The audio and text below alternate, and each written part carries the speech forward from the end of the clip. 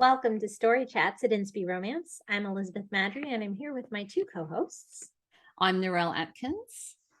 And I'm Valerie Comer. I And should we have prob- Kimberly today. Yeah, I was going to say, I should just start saying I'm here with my three co-hosts. Oh, look at that. Talking to those Cooney is people so in that cute. box again. Oh. So today is our recent reads episode, the CCR we've been reading recently just for fun. And I always like these episodes, and I forgot to start our little timer. Now I've got it started. So I always enjoy these and fill my what I want to read next list up even more than it already is. But That's that result sometimes. Yeah. For sure. Yeah. So be it. It's not a bad problem to have. So I'm gonna go first this time, I think. Just that way Valerie doesn't steal my first book because she's probably read it too. So and the first book I'm going to talk about is Gareth by Kimberly Ray Jordan. She has on my Kindle, but I haven't read it yet. Oh, I beat you. Excellent. You did. Well done. She has finished up her New Hope Falls series. And so this is the first book in a new series. And I didn't write down what the series name is. Is it just the town name? I feel like it's just the town name. I don't know. I don't remember, but nobody cares probably because we don't care about the series names, generally speaking, right? Kimberly cares. Yeah, well, Kimberly cares, yes. Anyway, so it is siblings, Gareth being one of the brothers of siblings, and the heroine is Aria, and she has been sort of down on her luck. Her mother died, and that she only had her mother, and then her mother died, and that sort of sent her for a tailspin. She also was broken up with, like, when her mother got ill, and then her mother died shortly thereafter. So, like, she's been in a tailspin, and she's a nurse. And she tried to handle her grief through alcohol and got called in on well, I'm kind of spoiler alerting here. Anyway, there was a problem. I'm going to stop that. So she lost her job, and she's been waiting tables and trying to make ends meet while she tries to get her life back together. And so her friend Janessa, who she met at nursing school, hires her to come to the family clinic in this small town. I want to say it's like Sandpoint or something. It's in Idaho. Idaho, yeah. And come be the receptionist at, not a nurse, even though she is a licensed nurse, but come be the receptionist at their family small town clinic, which Aria is all for, and it includes room and board, or at least room, because like Janessa and another sister share a house, and there's another bedroom, so she can rent that bedroom and live with that. And the two brothers, Gareth and his brother. Yeah, the other brother, are sort of not on board necessarily with hiring Aria, but they're desperate to have a receptionist. And of course, because this is how it goes and it's named after Gareth, you can probably guess who Aria ends up with. But how they get there is very, very fun. And there is a truly amusing attempt by one of the other characters to make it a love triangle. She's just so horrible. She's delightful. You know how sometimes there are just the villain characters who are just so ridiculously awful that they're just a delight to read because you just, they need to be in a vaudeville cape and hat with a little twirly mustache. So it's a really, really fun read. As always with Kimberly's books, you couldn't pull the faith out if you wanted to. And it's just I always find it very refreshing to read Kimberly's books. I look forward to them when they're coming out, and this was no exception. It was very, very good. Highly recommended. So one of these days it's going to hit the top of my list, but it isn't there today yet. Not there yet. Okay. No, right. It's probably because of all this reading I have to do for that Story Chats podcast. Whatever. All right. So what have you been reading then, Valerie? Oh, Cooney, where you go? Because she's already getting twitchy. Yeah. This one I just finished last night, actually. Yeah. Have you read anything by Rose Chandler Johnson? No. This is called Refuge at Pine Lake. And I read it with the intention of putting it in a different podcast, but I really wanted to talk about it here, so Well, I'll there do you it go. here instead of the Georgia one. Uh-huh. I really enjoyed this story, and honestly, when I looked Rose up afterwards, I was sad to see that this book was 3 years old and there wasn't a more recent one. Okay, Oh, so okay. that's how much I enjoyed the book. Wow.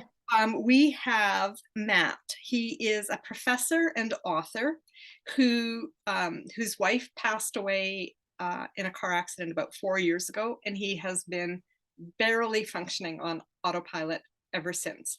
And his friend, his best friend, who works at the university with him in, I think, San Diego, sets up a sabbatical for him, says he's not welcome to teach next term. He is, in fact, going to Pine Lake, Georgia, and he will be staying at this house, and he is not to come back for 6 months.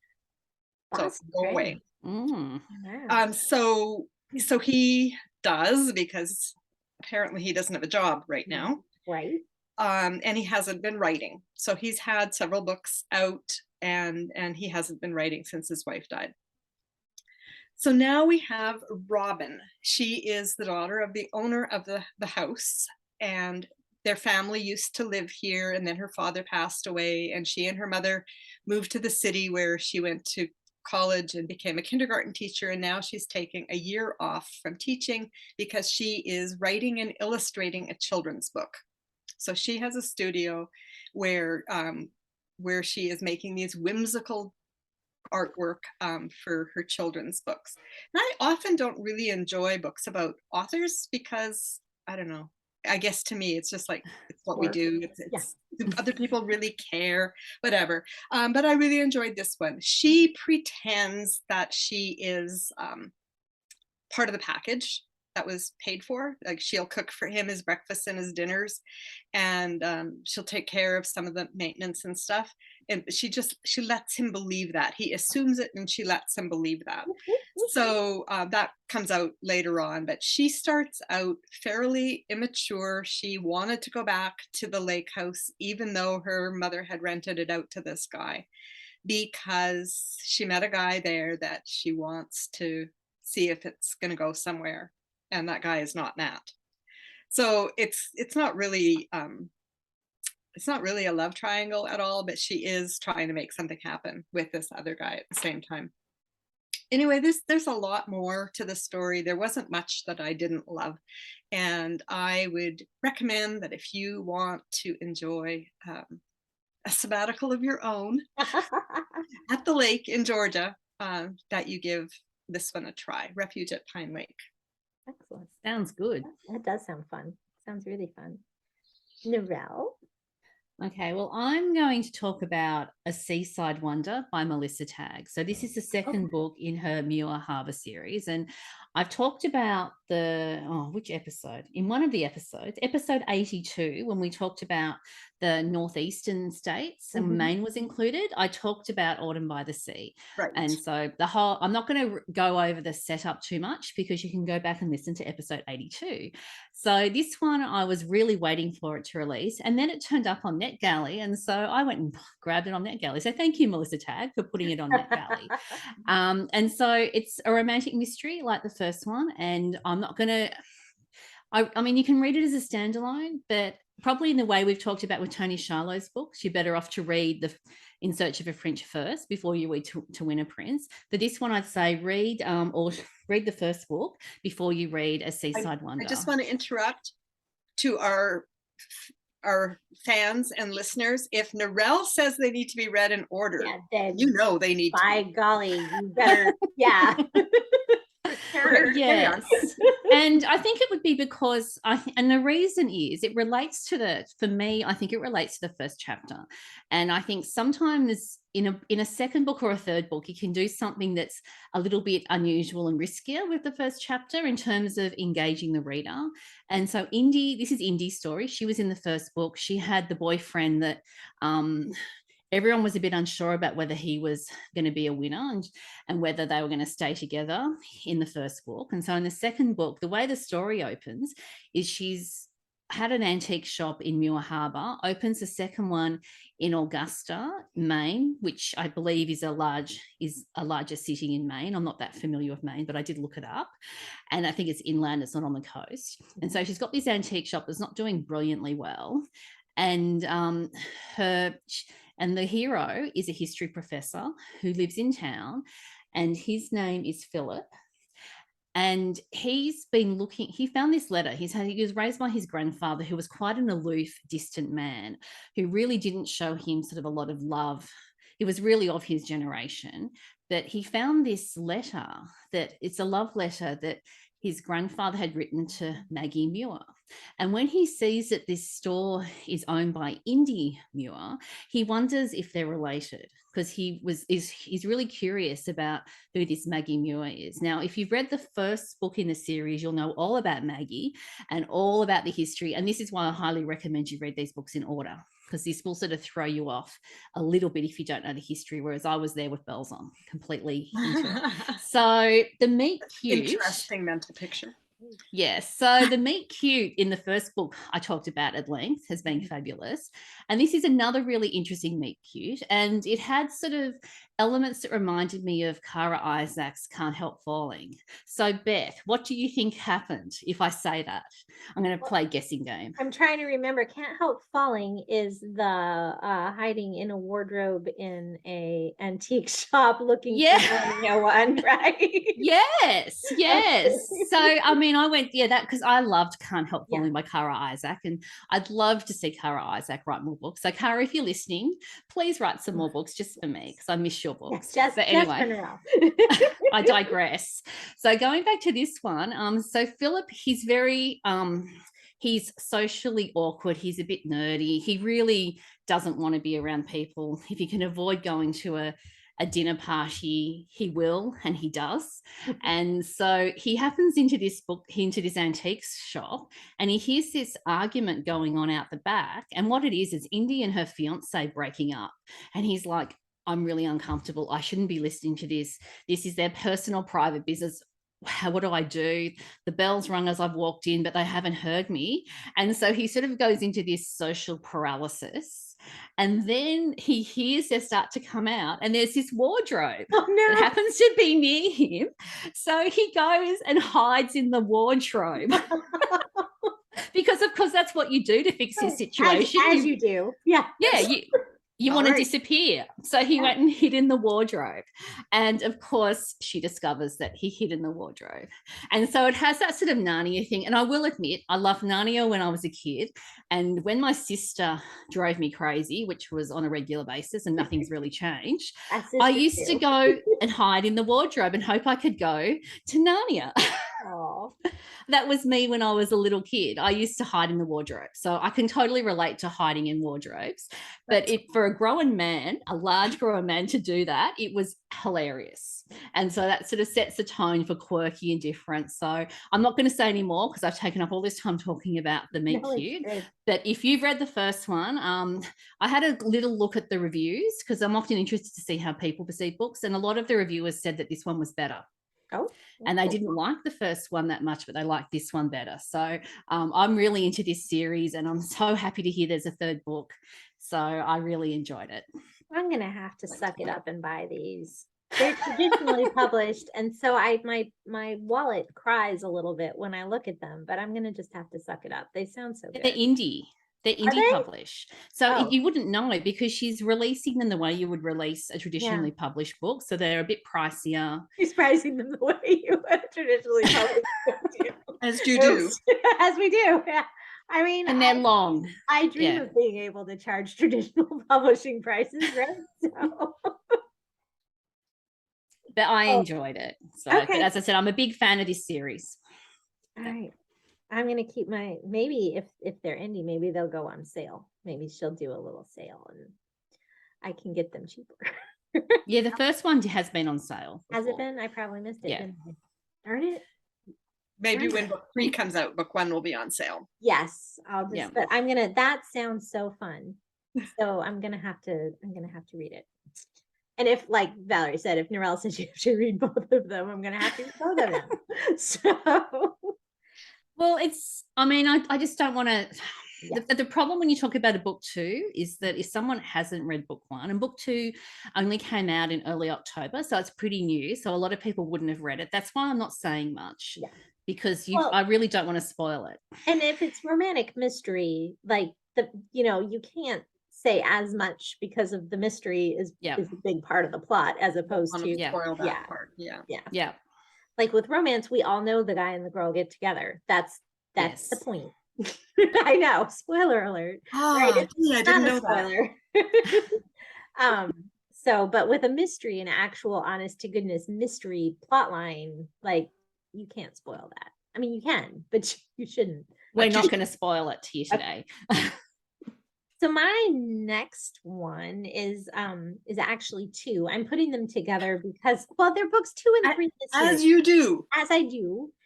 I finished a series, so I'm including both of them. When we did North Carolina, I read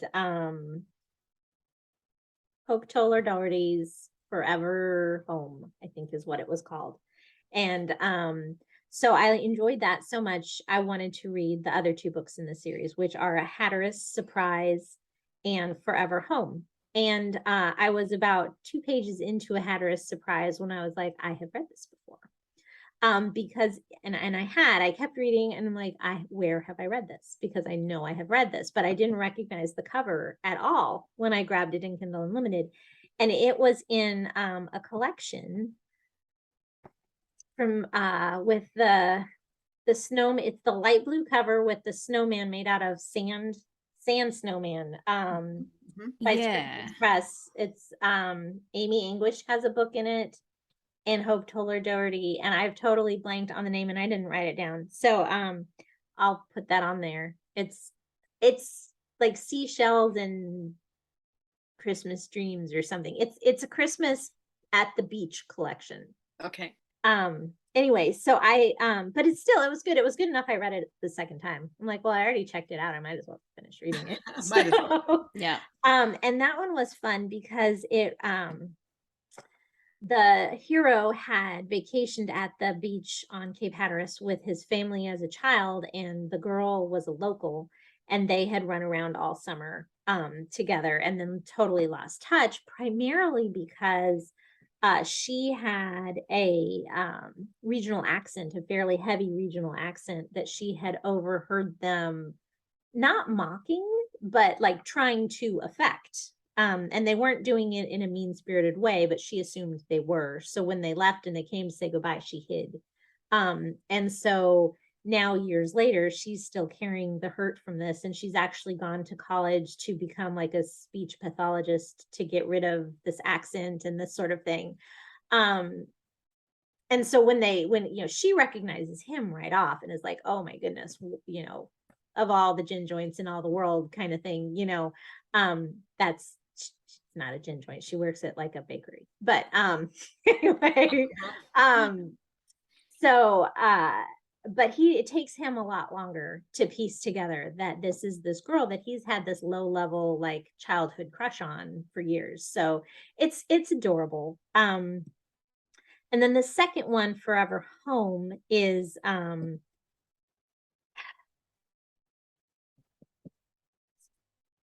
trying to remember. I can't remember their names. Anyway, it's the other brother, because the first one that I read for North Carolina is the sister, and then this is one of the brothers, and then the next one is the other brother. And basically it's just really fun to see the whole family. And the Charlotte, this was Hatteras for the beach one, obviously, but then they're back in North Carolina in Charlotte for the other one, and just really fun and well written, and just a joy. Nice. Light and fun. Still faith elements, not heavy-handed, not huge, but there. Mhm. So yeah. Valerie, It's my yeah, turn. it's your turn. Yes. The second one I want to talk about is Beach Dreams by Trish Perry. Mhm. So this is, there's a lot of faith element in this one, just like starting right there. The heroine, Tiffany, is a brand new Christian, and she had a reputation, a well-deserved reputation prior. Now she has left, she was living in Virginia, and she went home when her mother was sick, and she spent quite a lot of time there. Her mother passed away. She was there for her dad. She spent so much time away that when she gets back to work, she finds out she doesn't actually have a job. They're going to see if they can work her back in, but she's a personal trainer, and they've given all her clients to somebody else. So she's a baby Christian trying to figure out appropriate dating. Okay. She meets this guy, Jeremy. He's British, and she falls for his accent, and she thinks he's kind of cute too. And then she finds out he's taken, and he's not a Christian. So there's all these things, and she's like, nope, nope, nope. But she keeps running into him, and he's just so charming, and she loves his accent. And then she goes, no, but that's not appropriate, right? Okay, so she's in this little spin. So in order to get her mind off of Jeremy, she accepts a friend's offer for her and her dad to spend time at a beach house in San Diego that her friend had been to recently. And there was some kind of a mix-up about who was paying for what, and it turns out that it was paid for, and she's like, okay, well, that was really nice. I think her friend's name is Kara, and she's like, well, that's really nice of, that you did that. And Kara's busy, and she doesn't really quite answer, and she winds up in San Diego, and Jeremy's girlfriend is there, and she thinks the beach house is hers, that Jeremy booked it for her. And Tiffany is like, well, we could, like, there's lots of bedrooms we could share, like, I don't know. And the friend is like, well, I have friends in the area. I'll just go stay with them. And she's really snippy and rude. So the setup for that is pretty funny. And then after a while, she's like, there's something really not right going on here. And she contacts a friend who contacts Jeremy, and Jeremy flies out to San Diego to figure it out. And it's a whole big thing. But there's a lot of funny moments in it. And yet that whole underlying thing of how to date appropriately when you're a new Christian. And her background keeps like shoving its nose up there, and her dad is like trying to figure that part out and stuff. So it is really very cute, and it is a beachy kind of romance in the end, because most of it takes place in California, but recommend. Cool. I've read this book. You just reminded me. It's just a sequel. Kara's the personal trainer. Is it? Yeah. I talked the guy I'm not dating. Is that, I think, might be the first? I do not actually know, because I didn't read them in order, because I didn't. I win for a change.